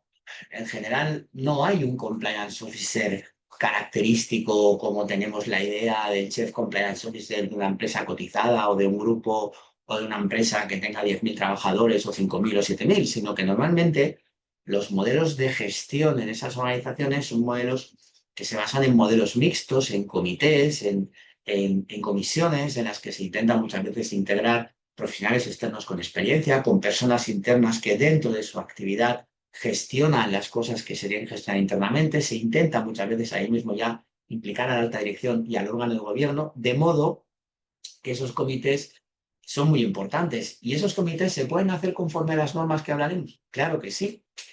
Lo interesante es que puedes hacer ese tipo de comités, los puedes personalizar y puedes cumplir todos los requisitos de las normas. Y eso yo creo que es un tema que tiene mucho valor, porque al final nos dan unas pautas que permiten escalar. ¿Y qué hacen normalmente estos comités? Bueno, realmente lo que hacen es, en primer lugar, algo que ya es muy difícil y que tiene que ver con lo que ha dicho Carlos de la eficacia, es generar evidencia.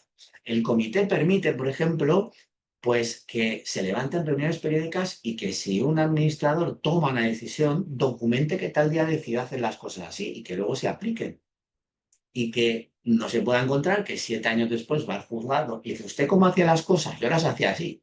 ¿Y cómo le creo? Pues mire, tengo un acta de hace 7 años de un comité que dijimos, vamos a hacerlo así y hemos ido haciendo... O sea, esa generar evidencia, por ejemplo, es algo que los comités estos permiten, ¿no? Que ya es muy importante. Que hoy en día, antes del compliance, muchos administradores tomaban decisiones cada 2 días, tomaban buenas decisiones, pero más allá de tomarla y hacerla, no tenían ningún interés, ninguna inquietud, ninguna preocupación por documentar que habían tomado esa decisión. Y luego, cuando alguien les preguntaba, ¿y usted cómo? Pues encontraban que era su palabra contra lo que les acusaba. Pues bueno, esto permite también ahí integrar el apoyo externo con los responsables internos y generas esa función de compliance en la que hay elementos mixtos, porque tampoco un externo al 100% puede llevar un modelo, pero necesita ese pie interno. Cada uno aporta su conocimiento, su experiencia, su capacidad de decisión. Ahí es donde permites gestionar algo fundamental, crear mecanismos para gestionar los conflictos de intereses.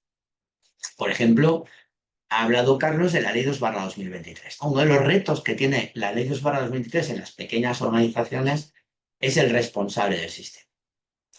Bueno, en muchas organizaciones, pues con suerte tienes 2 o 3 directivos. Y a veces los directivos son recursos humanos, finanzas, operaciones y además soy el que una vez al año pinto la nave y los sábados limpio los cristales. Entonces, ¿qué ocurre? Que cómo designo un responsable del sistema y sobre todo, si yo tengo muchas áreas de competencia, yo hago una comunicación de mis áreas, ¿cómo resolvemos esto? Entonces, este tipo de organizaciones, estas comisiones en las que hay internos y externos y el recurso que te permite externalizar la recepción de denuncias y la gestión con los comités es donde resuelves estos problemas. Porque ahí la externalización de la recepción de denuncias permite ya un primer control de esa comunicación, y si tienes un comité y tienes diferentes personas que ya has estudiado y analizado, pues bueno, pues si esto tiene que ver con las áreas que está el responsable del sistema, pero tengo a este otro que le paso la comunicación y le doy un soporte para que gestione. Por lo tanto, la resolución del conflicto de interés, que es mucho más difícil en organizaciones muy pequeñas, encuentra en estos comités un marco de adopción. Otro aspecto importante, aunque parezca que no, pero esto ya veréis durante el curso que es muy importante, es que permite documentar las decisiones ejecutivas de la alta dirección. O sea, lo que se decide en el comité fundamenta las decisiones que luego toma la alta dirección. Yo recuerdo aquí que hay el artículo 256 de la Ley de Sociedades Capitales, famoso el Business Judgment Rule, ¿no? Que, entre otras cosas, exige un procedimiento, una ausencia de conflicto de interés y un procedimiento de toma de decisión adecuado para que luego no te puedan exigir responsabilidad como administrador de una decisión que tenga unas consecuencias no esperadas. Bueno, pues estos comités ayudan a resolver algunos problemas que pueden colocar, en otro caso, al administrador en un contexto de riesgo porque te permiten documentar el proceso de toma de decisión, la ausencia de conflicto de interés y, por tanto, ya sales de ahí con una protección de decisiones ejecutivas que si la toma el administrador solo en su despacho, será la misma decisión, la habrá tomado en base a los mismos fundamentos, pero quizá le costará más. Por lo tanto, los comités permiten elaborar este tipo de trabajos. Otra cosa muy importante que hacen este trabajo en comités de compliance es simplificar procesos y procedimientos. Desde el momento en que tengo los diferentes niveles de liderazgo de la organización en el mismo comité, es más fácil según qué tipo de operaciones, según qué tipo de reportes, lo hacemos más ágil, más rápido, más sencillo, y al final eso es lo que exigen las organizaciones pequeñas: sencillez, simplicidad, facilidad. Es decir, el tema de compliance en pequeñas organizaciones no es fácil. No es fácil. No pensemos que porque sea una pequeña organización eso es fácil. Es tanto o más complejo que en una gran organización, porque tienes que hacer el mismo resultado con muy pocos recursos, no solamente con recursos económicos, sino con recursos de tiempo, que se optimiza mucho más al personal, porque hay mucha más carga de trabajo. Entonces, simplificar procesos a través de estos métodos de comité que se desarrollan es muy importante. Y luego también otro elemento que aporta muy importante es la transparencia. Todos estos elementos que son elementos con los que se trabajan estos modelos más simplificados, sobre todo a través de estos modelos de liderazgo, hacen que la función de compliance exista. No solamente eso, sino que las funciones de compliance que se desarrollan en estas unidades pequeñas están bien elaboradas y tienen una riqueza técnica importante, pero al mismo tiempo son sencillas en su estructura, sencillas en su modelo, porque uno de los retos es la eficacia con simplicidad. Y eso no es nada fácil. Fijaros que Carlos, una de las primeras cosas que ha dicho es que los americanos han sido capaces de hacer unas guidelines de 4 páginas y le ha parecido maravilloso, porque es que realmente en compliance, como en todo lo que es gestión, la simplicidad es fundamental, pero para el compliance en pequeñas organizaciones es una cuestión vital. O sea, el compliance solamente funciona si es simple, ¿no? Y ya para terminar de esta fotografía, ¿no? Que os hago así un poco de aspectos que me gustaría que si entráis en el programa del curso tengáis la inquietud siempre de las sesiones de ir poniendo el foco en los sistemas y preguntar sobre estas cosas, ¿no? Hay un elemento clave que es la dependencia de los recursos externos. Evidentemente os he dicho, oye, claro, el externo es muy importante porque aporta el conocimiento, aporta la independencia, a veces aporta los métodos, los procedimientos externos que complementan la simplicidad del interno, pero tienes diferentes retos que tienes que resolver por ahí. En primer lugar, los conocimientos altamente especializados, es decir, las empresas y las organizaciones pequeñas, medianas, no tienen capacidad económica de recursos para integrar personas con esta experiencia en su organización de forma fija, con lo cual acuden al outsourcing, acuden a la externalización, acuden para comprar esa cantidad de conocimiento que necesitan, ¿no? También les aporta algo que es fundamental y que es necesario en compliance: las herramientas de gestión, ¿no? Pues canales de denuncia, que son herramientas tecnológicas, otros interfaces necesarios, software de gestión, bases de datos, para hacer procesos de licencia de mira, para las sanciones, ¿no? El tema de sanciones se nos aplica a todos. A veces hay empresas pequeñas que trabajan en entornos que las sanciones internacionales de la Unión Europea, y ahí, pues Carlos, tenemos que recordarles que hay una directiva que nos está aproximando a un delito por no aplicar las sanciones financieras internacionales de la Unión Europea, con lo cual nos vamos a encontrar también ahí con una exigencia penal Pues todos estos elementos, el externo nos aporta eso. Nos aporta la independencia, como hemos dicho, esa ausencia de conflicto de intereses, y nos aporta esa capacidad pues, para hacer una auditoría independiente, una investigación interna, en fin, un forensic, un análisis independiente, un cap análisis que da ese valor.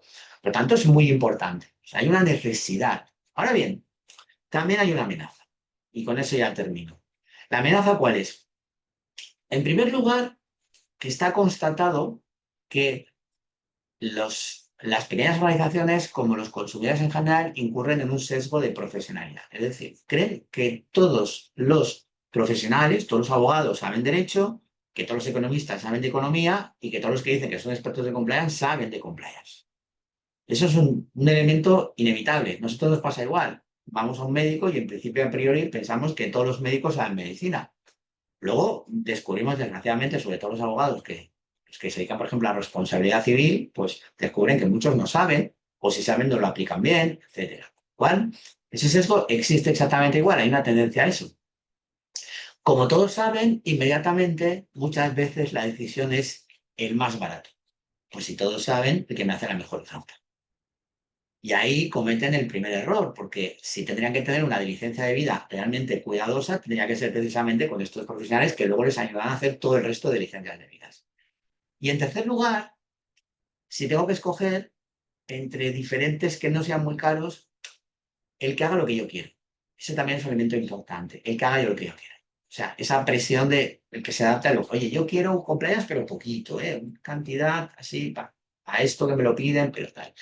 Entonces, claro, la empresa tiene esa dicotomía, esa necesidad, esa dependencia, esa voluntad, esa presión, esos modelos con estas debilidades, esa necesidad de profesionales externos, pero también es importante que sepan entender que esos profesionales tienen que ser profesionales no ni caros ni baratos, pero en lugar competentes y en segundo lugar adecuados para su modelo de organización. Creo que es un elemento importante. Por lo tanto, intentemos también a lo largo del curso, cuando aprendáis, pues aquellos que vayáis a ser profesionales externos, que os guste esa parte de la actividad, que es muy bonita, yo la recomiendo porque a mí me parece maravillosa y la llevo muchos años y disfruto mucho con ello, pues que intentemos siempre tener esa intención de entender todo esto para que os adaptemos. Y aquellos de vosotros que tengáis la suerte de trabajar en pequeñas organizaciones, o dirigiéndolas o áreas o lo que sea, pues también tener presente, y esto que digo sirve igual para pequeñas y medianas, porque hasta las grandes empresas cotizadas utilizan profesionales externos, una necesidad transversal para todo el mundo,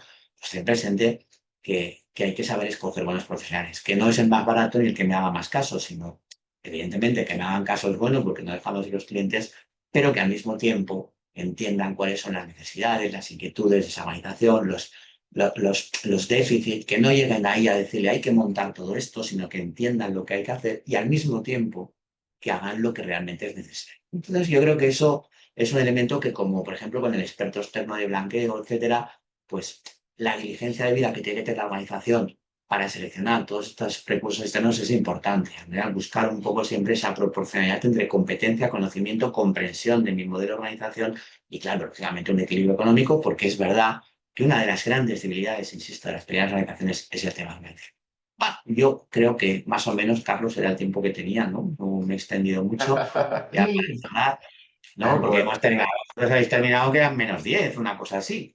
Habéis dejado ahí un poquito al final, pero bueno, espero que os haya sido útil y si tenéis cualquier duda, cualquier pregunta, pues encantado. yo lo que sí puedo decir es que se nota la pasión, no solo en el tiempo, sino en lo que cuentas y cómo lo cuentas. O sea que para ti Y es hay una todo el bajada a tiempo la del mundo. realidad, porque muchas veces cuando hablamos desde grandes organizaciones se nos olvida lo importante que son las pymes y lo difícil que es poner algo tan complicado, la forma de explicarla tan sencilla como ha hecho Paco. A Bueno, veces la brillante, relación que ha Paco. hecho sobre los tipos societarios es magnífica. Y además, es que eso cuando estás en la parte externa es muy bonito, pero es que hasta que lo conoces y con las implicaciones jurídicas es tremenda. Y hay otras figuras aún que no, como las sucursales de empresas extranjeras que están aquí, que no tienen personalidad jurídica, pero están facturando una barbaridad. Ese tipo de cosas, comunidades de propietarios que tampoco tienen personalidad jurídica, dicen, no me aplica la ley, pero a la vez, Bueno, ahí yo claro, el tema de propietarios ya entiendo que el que tiene que tener compliance es el administrador de fincas, que al final es claro. el responsable. A mí ya, yo he oído a algún jurisconsulto hablar de compliance en comunidades de propietarios. Yo, Sí, pobres no comunidades, coincido he sido tampoco. presidente de mi comunidad 3 años y nada más me faltaba el compliance. Os aseguro que no duró ni 3 días.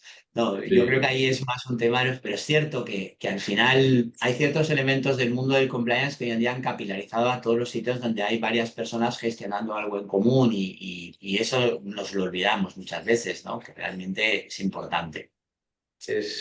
estoy contigo. Además, sé a lo que te refieres, pero es verdad que si le sumamos más riesgos a una comunidad, pero cuidado, hay un punto que no están desencaminados. Hay comunidades de propietarios que están operando como hoteles. O sea, son hoteles que la arquitectura es una comunidad de propietarios, jurídica.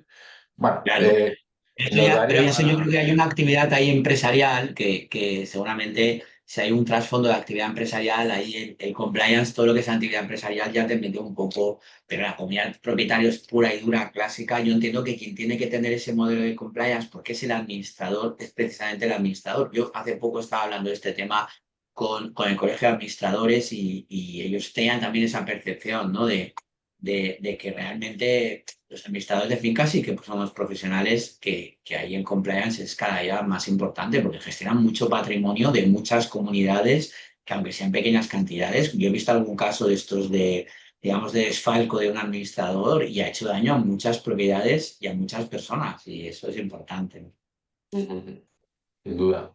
Pues lo dejamos aquí. Muchísimas gracias a todos. Tendréis, a los que os haya apetecido o os haya encendido un poco el fuego este webinar, seguiremos en clase. Está todavía abierto. He visto a exalumnos conectados. La verdad es que es un gusto. Y nada, os invitamos a que os pues, apuntéis, que además tratamos todas estas cosas. Estaba pensando en una sentencia que me hubiese encantado tratar con vosotros, porque es sobre las denuncias cuando se hacen de mala fe en relación con la ley de protección al informante. Y esto que es una casuística constante, que dices, bueno, yo estoy recibiendo aquí denuncias que son, que yo en mi análisis preliminar digo, esto está yendo a hacer daño, pero claro, quieres tramitarla por ser lo más cumplidor posible. Ese equilibrio es fundamental. Entonces, hay casuística para aburrir. Gracias a todos. Es un placer teneros. Mañana hay un webinar de blanqueo de capitales. Os invito a que os suscribáis, ya sea curso de compliance, protección de datos, blanqueo de capitales o investigaciones internas. Os invitamos a que participéis porque de verdad que merece la pena y que lo pasamos muy bien y además es un curso que el alumnado es tan heterogéneo, que tenemos desde alumnos que empiezan hasta incluso directores de compliance de empresas incluso cotizadas, hemos tenido como alumnos, porque es un curso de un año que partimos de lo básico y lo vamos tecnificando mucho al final. Entonces, os invitamos a que os apuntéis. Muchas gracias a todos y nos vemos en la próxima. Gracias, Paco, Jesús, Alonso y A a la ti, Escuela de Carlos, Práctica Jurídica. Gracias a vosotros por un conectaros. Hasta ahora. abrazo. Hasta Gracias. pronto. Un saludo a Gracias. todos. Adiós.